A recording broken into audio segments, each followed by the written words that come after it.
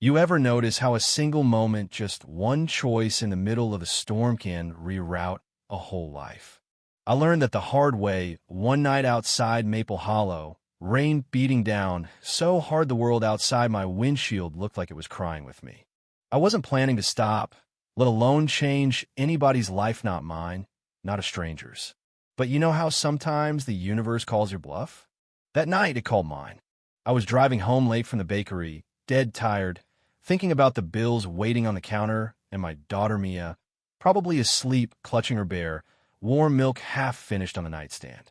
And there he was, a silhouette hunched against the downpour, a soldier limping with a backpack, his whole body weighed down by something more than rain.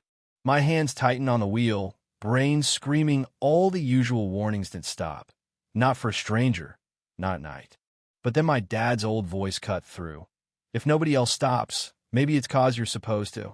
Yeah, that happened. So I did. I rolled down the window, asked if he was okay. The hood of his jacket slipped back, rain running down a scar that split his face like a warning. "I'm not looking for trouble," he said. I told him, "I didn't say you were." For a second, it was just two strangers eye to eye, everything unsaid hanging in the space between us and the storm. Then I reached over, unlocked the door, and let him in.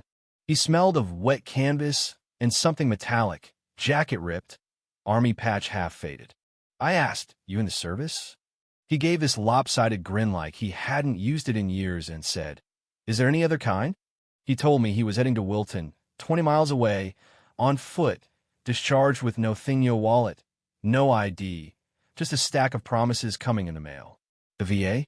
He laughed, bitter, said they helped him out the door, nothing more.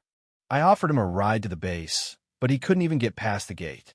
So I did something that made 0 sense. By every rule I was raised, Oni brought him home.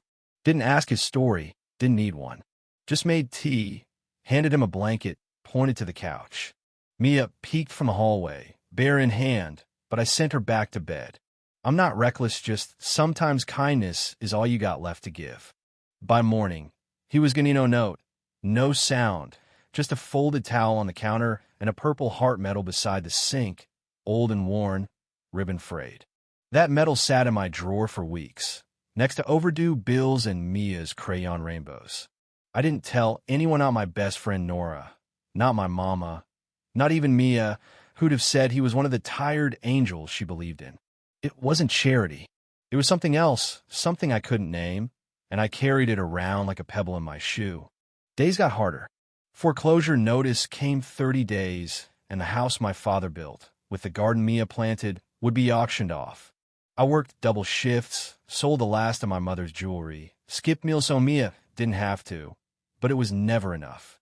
Kindness, I learned, doesn't pay the mortgage. Most days I smiled, poured coffee for regulars, packed up pies, and no one noticed I was drowning until Nora did. One Tuesday she just said, "Spill," so I did. About the soldier, the letter he sent, you reminded me I still mattered, the mounting bills, the ache of being invisible. She just leaned over and said, "Well, that sucks." And somehow, that honesty helped me breathe again.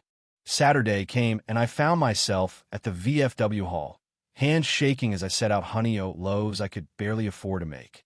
I didn't know anyone, but I poured coffee, wiped tables, just showed up.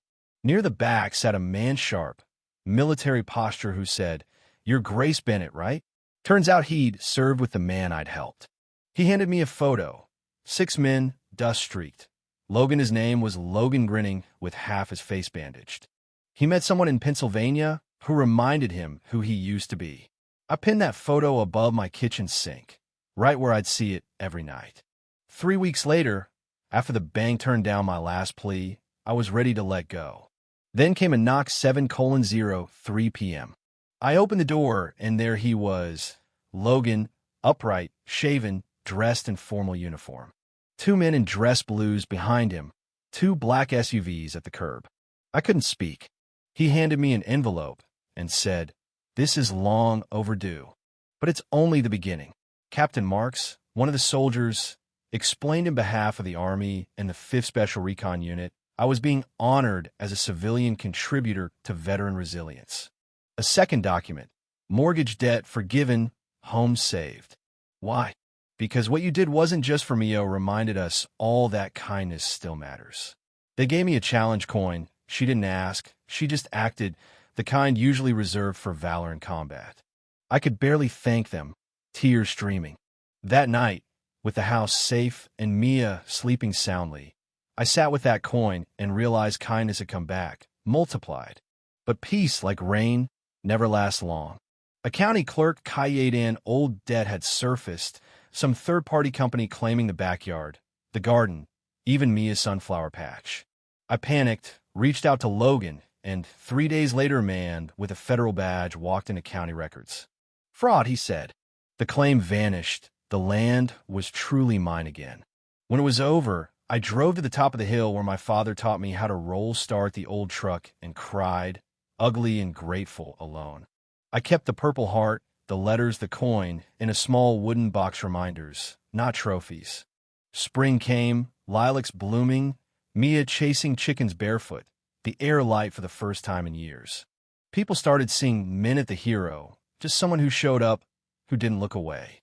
The Veteran Resilience Network asked me to help, not because I was an expert, but because I'd lived the kind of quiet compassion you can't teach. I said yes, shaky but sure. I told stories about my dad, about what it means to open your door when you barely have anything left. Veterans trickled in, words spreading, not from me, but from each other. And the world didn't turn dramatic, just deeper. Nora still dropped by with wine. Townsfolk came for bread. Some left with more than they arrived. Some just needed to know they were seen.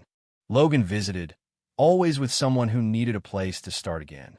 My roof got solar panels, my gate fixed, not because I asked, but because sunlight helps things grow. It all came full circle. Winter crept in, and one night a young man appeared, Logan's cousin, envelope in hand. Inside, a final letter from Logan. Kindness reveals us, sharpens us, softens the places war left ragged. You didn't just give me a ride. You gave me permission to live again. I placed in the box, beneath the Purple Heart, beside the note that reads, what you grow in quiet places will one day feed someone you'll never meet. Now, a sign hangs at my garden's edge. Free produce for any veteran. No questions, no limits. What you grow in quiet places, and they come. Sometimes for tomatoes, sometimes for the look in my eyes that says, I see you. If this story hit home, if it made you remember that kindness is never wasted, not even when no one's watching, then share it. Let echo. And tell Muhat, what you do if your act of quiet compassion came knocking on your door? Where do you draw the line between kindness and survival? That's the question, isn't it?